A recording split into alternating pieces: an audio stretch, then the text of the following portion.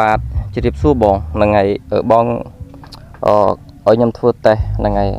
សាប់ LG មកទឹកកន្លះហ្នឹងហើយមើលຂະຫນាតធុងអេមហើយមកទឹកថ្នាំក៏លុយដែរហ្នឹងហើយគ្រឿងស្អាតហ្នឹងហើយនេះវាមុខចំបាទហើយពពួកម៉ាស៊ីនប្រើម៉ាស៊ីន D300W ហ្នឹងហើយអញ្ចឹងយើងធ្វើការតេស្តទាំងអស់គ្នាហ្នឹងហើយដាក់បត់កន្ទ្រើមឲ្យបងស្ដាប់មួយហ្នឹងហើយ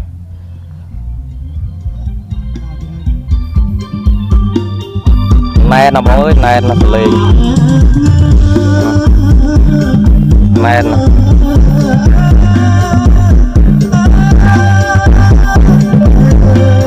អេម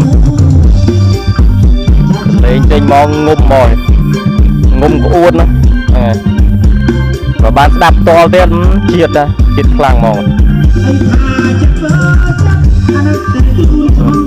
លេងជាតិធានាបាទធានាសលេង 100% តម្លៃប៉ុណ្ណឹងឲ្យកាន់តម្លៃប៉ុណ្ណឹងតែទិញបាសនៅផ្សារអត់បានសលេងប៉ុណ្ណឹងទេ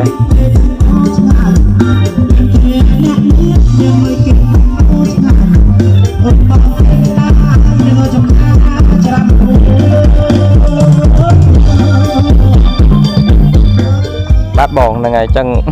សាក់ប៉ុណ្ណឹងបានហើយហ្នឹងហើយអញ្ចឹងបងណាមានតម្រូវការបាទគឺខ្ញុំលក់ប្រូម៉ូសិនចិត្តបុន